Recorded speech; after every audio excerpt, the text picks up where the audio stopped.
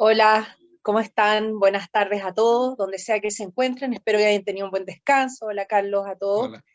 Me habían invitado para la semana antepasada, pero mi familia me tiene prohibido trabajar en vacaciones, así que ya, si no, habría venido. Pero ahora ya no estamos de vacaciones, así que ahora puedo trabajar. Estuve escuchando con mucho interés a Nora, muy interesante la exposición. Algunas cosas las voy a tomar efectivamente porque se van a topar con lo que yo voy a hablar. Simplemente voy a citar un historiador español. Cuando ella hablaba, yo me acordé de un historiador español muy polémico que se llama Pío Moa, escribió mucho sobre la Guerra Civil Española, lo recomiendo. Y el Pío Moa en un libro dice que la República, cuando se refiere a la República Española en la Guerra Civil, perdió en todos los frentes menos uno, el de la propaganda, a propósito de la cultura, ¿no? Entonces, bueno, y eso es verdad, cuando uno escucha las canciones de la Guerra Civil Española del lado de la República, hay Carmela, si me quieres escribir, en fin, eh, la misma Internacional, son muy pegajosas, ¿no? Y eso es muy, muy tremendo. Bien, Cara al Sol es bonito el himno, pero un poquito fome, ¿no? Entonces, cierro con eso, porque estamos aquí, hay un tema cultural efectivamente y que está afectando el tema constitucional. ¿Mm? Así que me pareció muy interesante que se hubiera partido desde esa perspectiva. De hecho, la ESI la voy a tocar, porque me tiene preocupada en el nuevo proceso. ¿Mm? Bueno, yo la verdad es que cuando hablábamos con Carlos, ¿cómo titulo esta exposición, no? Y le puse más dudas que certezas, porque a mí el diseño del nuevo proceso me genera más dudas que certezas. Entonces, por eso es que le puse ese título.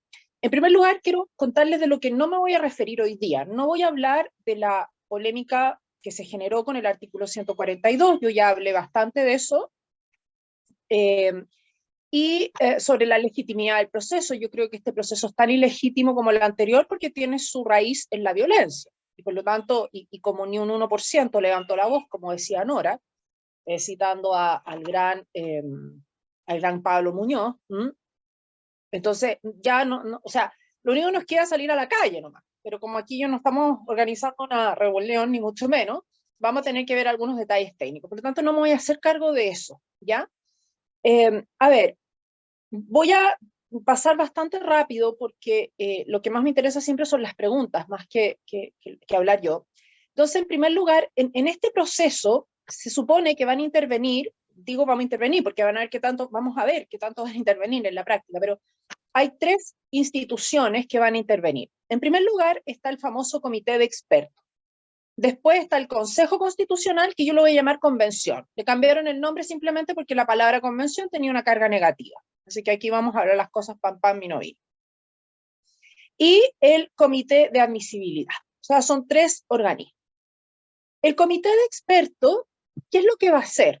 El comité de expertos es un grupo de 24 personas que ya lo nombró el Congreso y que empiezan a funcionar ahora en marzo, el 7 de marzo se reúnen para diseñar un anteproyecto de la Constitución.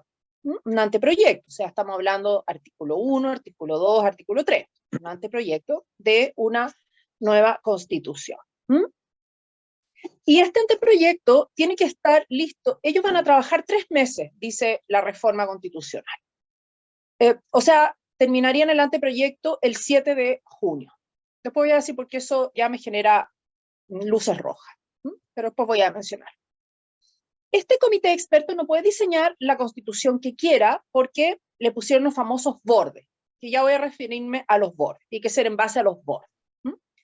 En segundo lugar, viene el Consejo Constitucional, que ya sabemos, viene la elección en mayo, ya tenemos los candidatos, es con paridad, son 50 convencionales, 25 mujeres, 25 hombres, y puede que se agregue el pueblo originario, pero no voy a entrar en el detalle porque lo más probable es que no se va a ir a agregar. O sea, ahora no tienen cupos reservados, tienen reservados los cupos en la medida en que saquen un cierto número de votos, que lo más probable, los especialistas, yo no soy experta en sistemas electorales, pero los especialistas han hecho los cálculos y dicen que no se va a alcanzar ese número, así que eso lo voy a dejar fuera.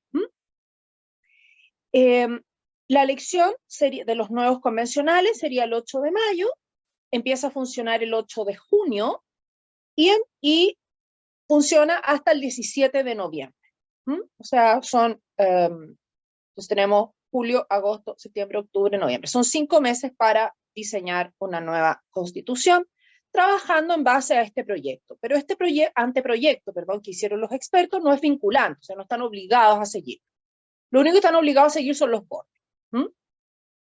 Y después viene este famoso comité de admisibilidad, que fue un comité especial que se creó para que se puedan presentar reclamos, y también ya están nombrados, los nombraron los partidos políticos, y un grupo de convencionales puede presentar un reclamo si es que la convención se sale de los bordes.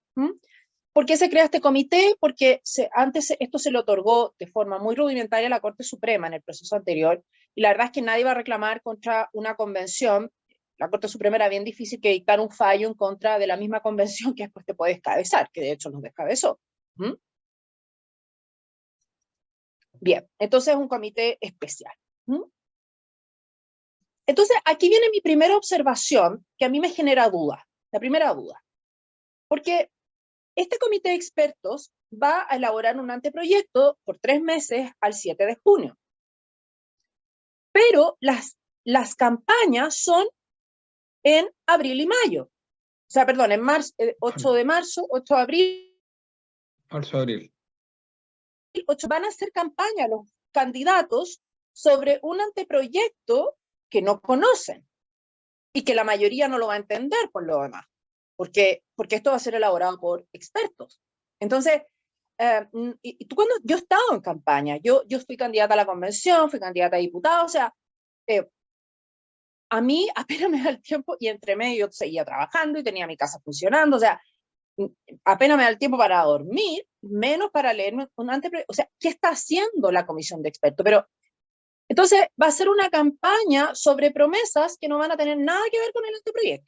O sea, la comisión de expertos no conversa con los candidatos. Eso es lo primero. En segundo lugar, fíjense ustedes que el anteproyecto va a estar listo el 7 de junio y la convención empieza a funcionar el 8 de junio. O sea, estos genios en 24 horas se van a leer el anteproyecto y lo van a entender. Yo creo que el único que podría entenderlo es Luis Silva, que es doctor en Derecho Constitucional, fue profesor mío en la universidad, que ahora es candidato de nuevo por el Partido Republicano, pero, o sea, porque él ya es experto en Derecho Constitucional. O sea, yo creo que Luis esa noche, digamos, se puede acostar a leer el proyecto y lo va a entender. Pero el resto, no. Entonces, el anteproyecto, se dice, no, es que van a trabajar un anteproyecto. Un anteproyecto que no tuviste tiempo para estudiar. Eso es lo primero. Y que tampoco hiciste campaña sobre eso. O sea, tú hiciste campaña sobre seguridad y te llega un anteproyecto que no dice nada sobre la seguridad, por ejemplo. Entonces, no conversan. Lo que se dio derecho, si esto se hacía bien, era, bueno, el anteproyecto está listo el 7 de junio y las campañas empiezan el 7 de junio, ¿no? Para que converse el anteproyecto. Bueno. Pero todo esto, todo el trabajo de la convención, del comité de expertos, del comité de admisibilidad, se da en torno a unos ciertos bordes. O sea, es decir, que son estos bordes, son ciertos temas que se supone, y aquí yo digo, se supone que ni el comité de expertos ni el consejo va a poder pasar a llevar. Ahora, los bordes están redactados en el artículo 149, no los voy a leer completos, pero hay algunos que sí me llaman la atención y que los quiero comentar. A ver, si ay, no, se perdió el artículo, ¿no? A ver, los bordes están en el artículo, espera un poquito. A ver, hay algunos que me llaman la atención porque, perdón, es el artículo 154, y los quiero comentar. En primer lugar, Chile es una república democrática, ¿okay?, cuya soberanía reside en el pueblo. Mal, porque hoy en día la soberanía reside en la nación, que es mucho más que el pueblo. La profesora Nora Krebs después podría comentar eso. Mucho más la nación que el pueblo. Ahí partimos mal. La actual constitución, siguiendo la tradición chilena, dice que la soberanía reside en la nación, en nuestra identidad nacional, como decía la profesora, como pueblo. Pero no, pero el pueblo se entiende aquí. ¿Qué es el pueblo? Yo entiendo el pueblo electoral, los que votan. Después me estoy saltando algunos, pero ojo, aquí viene esta polémica, ¿no? Chile es un Estado social y democrático de derecho, cuya finalidad es promover el bien común, que reconoce derechos y libertades fundamentales y que promueve el desarrollo progresivo de los derechos sociales con respeto al principio de responsabilidad fiscal y a través de instituciones estatales y privadas. Aquí yo quiero hacer dos comentarios. Primero, que hay algunos, y esto pueden haberlo escuchado decir, oye, sabes que los bordes eliminó la subsidiariedad. Y algunos dicen, no, porque la subsidiariedad es compatible con el Estado Social y Democrático de Derecho. Ya, mi opinión es que aquí se eliminó la subsidiariedad, y se eliminó porque, en primer lugar, primero que la Constitución chilena nunca habla de subsidiariedad. Si uno lee el artículo 1, nunca lee no aparece la palabra subsidiariedad. Si es por el orden en que están establecidos, y hay toda una historia detrás de ese artículo, que si me invitan otro día lo puedo explicar, aquí no tengo tiempo, que se deduce la subsidiariedad. ¿Por qué yo entonces digo que aquí se eliminó la subsidiariedad? Porque dice que el bien común se busca a través de las instituciones estatales y privadas, o sea, las pone en el mismo nivel. La subsidiariedad no pone las instituciones privadas y estatales en el mismo nivel. A las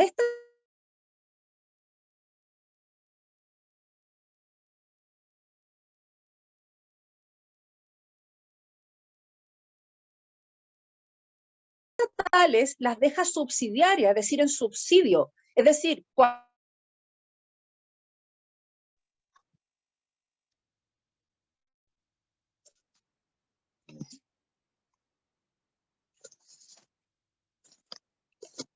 perdón, Algo pasó. ¿Sí, me están escuchando? Yo sí. Ya, perdón, es que como estoy en el celular y me llaman porque no puedo hacerlo en el computador la conexión, pero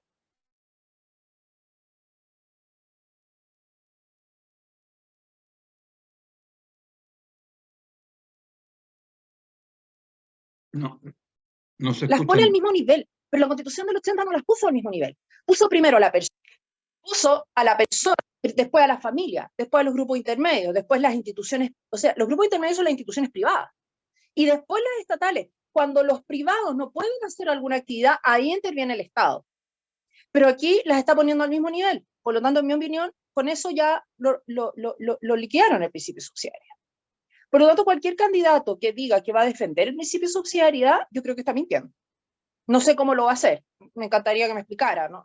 Perdón, no debería tacharlo mentiroso, pero me gustaría saber cómo lo va a hacer. ¿Ah?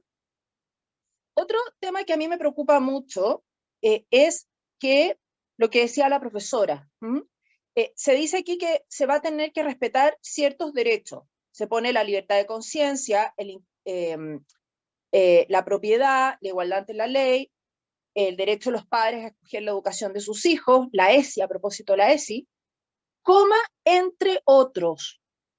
Pero cuidado, que si uno le pregunta al ministro de Educación o a esta señora que la profesora Krebs mencionaba, la ESI es un derecho de los niños. Y los derechos sexuales y reproductivos, que no es más que el aborto libre. Entonces, entre otros, es como es lo que yo llamo, es como el bolso Mary Poppins, digamos. Cae cualquier cosa, sale cualquier cosa. Hoy en día cualquier cosa tú le puedes poner en la antesala o el pronombre de derecho, ¿no? Como es en la otra constitución, hasta el derecho al cielo azul tenía, ¿no? Entonces, esto de que, no, ahora se van a proteger los derechos humanos, pero cuando le pusieron el entre otros, ya quedó debilitado. O sea, los derechos fundamentales quedaron abiertos. Para mí, los derechos fundamentales es una cláusula abierta. Lo que quiera el Consejo y lo que quiera la Convención es lo que va a ser derecho fundamental. Por lo tanto, de nuevo está en peligro que nos puedan imponer la ESI por la vía constitucional. Ya ni siquiera, como decía Nora, lo van a tratar de hacer por la vía legal absolutamente, porque ahora van a tener los quórum, trabajar en los quórum de las leyes orgánicas. Pero podrían hacerlo incluso por la vía constitucional, porque los derechos en los bordes quedaron como carta abierta, ¿ya? Y otra cosa que a mí me preocupa mucho, respecto a los bordes es que el número 10, Chile consagra constitucionalmente con subordinación al poder civil la existencia de las Fuerzas Armadas. ¿Qué significa el poder civil? Porque yo entiendo por el poder civil el gobierno de turno. Las Fuerzas Armadas no pueden estar sometidas al gobierno de turno, están sometidas a la Constitución. Aunque la Constitución haya eliminado que son garantes de la institucionalidad, no importa. Siempre, en cualquier país democrático, se ha entendido que las Fuerzas Armadas no son del gobierno de turno, porque eso pasa en Venezuela, eso pasaba en la Unión Soviética. Entonces, esto de sometido al poder civil, a mí no me gusta nada, se lo digo sinceramente. Bien, y después ya para ir cerrando mi exposición, fíjense ustedes que para mi gusto, estos bordes está hecho el gusto de los políticos. Es un traje a la medida a los políticos. ¿Y por qué en mi opinión? Digo en mi opinión, porque esto lo hicieron tan rápido que a lo mejor está mal redactado y otro colega entiende otra cosa, pero ¿por qué en mi opinión está hecho es un traje a la medida para los políticos? Porque en este artículo 154, se mencionan a ciertos poderes que la convención no va a poder suprimir. ¿Se acuerdan ustedes que habían suprimido el Senado, habían suprimido al Poder Judicial casi completo con este Consejo Constitucional, habían creado justicias paralelas, en fin, bueno, habían suprimido los juzgados de policía local, después los reincorporaron, pero los habían creado como una especie como de asambleas comunales estilo Venezuela, que ojo, o sea, estilo Cuba, ¿no? Que Allende trató de hacerlo en Chile también. Entonces, bueno, para evitar eso, entonces se estableció que Chile tiene 3 poderes, o sea, el Consejo no va a poder abolir el Poder Ejecutivo, el Poder Judicial y el Poder Legislativo, que es bicameral, con un Senado y una Cámara de Diputados. O sea, esta vez nos aseguramos en el Senado que no nos quiten, perdón, que lo diga así, la perita. Además, deberá estar reconocidos, entre otros, los siguientes órganos: el Banco Central, el Ministerio Público, la Contraloría. Curioso, no sale el Tribunal Constitucional. Y el CERVEL se quejó porque tampoco pusieron directamente pusieron la justicia electoral, pero no dijeron Tribunal Calificador de Elecciones o el Servicio Electoral. Bien, y entonces, y además, para asegurarse más todavía, dice que la convención no podrá ponerle fin al periodo de las autoridades del artículo 154, porque la anterior reforma sí le permitió a la convención ponerle fin al periodo de las autoridades, siempre y cuando el cargo quedara o abolido o sustancialmente alterado. Entonces, claro, como la mayoría de las instituciones fueron sustancialmente alteradas, salvo yo diría la presidencia y la Cámara de Diputados, lógico, porque Frente Amplio tiene mayoría, ¿no? Entonces, no hay de extrañarnos, pero el resto pasaron no digo la retroscadora, le hicieron una blitzkrieg, ¿no? Entonces, claro, para refundar el país. Entonces ahora se aseguraron, ¿no? Bueno, ok, usted quiere reformar, por ejemplo, aquí no dice que tiene que haber una Corte Suprema, pero hay un artículo que dice que hay un Poder Judicial. Pero este artículo dice todas las autoridades que ya han sido nombradas, sean de elección popular o no, no pueden ser destituidas por la nueva convención. O sea, si quieren refundar la Corte Suprema, habría que esperar que cesen todos los ministros que están ahora para poder llevarla a efecto.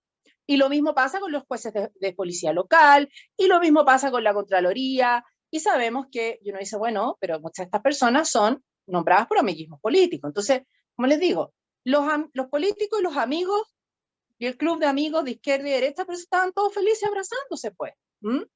Estaban todos felices abrazándose. Y finalmente, entonces, nos van a hacer una propuesta de constitución, se supone, dentro de estos bordes. El problema de estos bordes es que no está definido bien, como les digo, el contenido. O sea, por ejemplo, esto del poder civil, ¿qué significa? ¿Gobierno de turno o el poder civil, entendido el poder como poder impersonal? O sea, las instituciones. Después, cuando se dice aquí la libertad de enseñanza, ojo, la libertad de enseñanza da para una charla aparte. Hay distintas visiones sobre lo que es la libertad de enseñanza. Entonces, no se le dio contenido a los derechos, por lo tanto, eso es lo peligroso que yo veo aquí de este proceso. Porque aquí lo que yo estoy viendo entonces, mientras yo analizaba y meditaba sobre esto cuando preparaba esta charla, lo que yo estoy viendo es que aquí los políticos resguardaron su pega, pero los derechos fundamentales, que están en el rol subsidiario, de alguna manera subsumidos en ese principio, y en el artículo 19, que son los derechos humanos, lo dejaron absolutamente como carta abierta. Y finalmente, entonces, el 17 de noviembre termina de funcionar todos estos órganos, ¿m? Y, y entonces el 17 de diciembre sería el plebiscito de salida, que ahora vamos a tener que votar si estamos a favor o en contra. También sacaron la prueba del rechazo, que también tenía una cara. Se dice, y con esto cierro, que esta vez no se puso un artículo 142, sino que se entiende de que si gana el en contra, seguiría vigente tal cual la Constitución del 80. Se entiende, ¿ah? Sí, se entiende, pero es que en derecho público no es bueno que las cosas se entiendan. Siempre es bueno, muchos de ustedes han trabajado en el sistema público, y siempre lo que funciona mejor en el sistema público es lo que está escrito expresamente. ¿Mm? Cuando se entienden las cosas, empiezan las discusiones entre una repartición y otra, ¿no? ¿Quién tiene que hacer qué? Si el departamento de adquisición o el departamento no sé cuánto. Imagínense ustedes la Constitución. ¿Mm? Por lo tanto, aquí yo creo que hubo una intención de, si bien se dijo, no, si esto no resulta, nos vamos a la reforma en el Congreso, a mí no me queda tan claro. Eso es lo que les puedo decir. Sé que hay más cosas, a lo mejor, Carlos, tú vas a recibir más preguntas, pero yo pensé que esto era como que lo fundamental.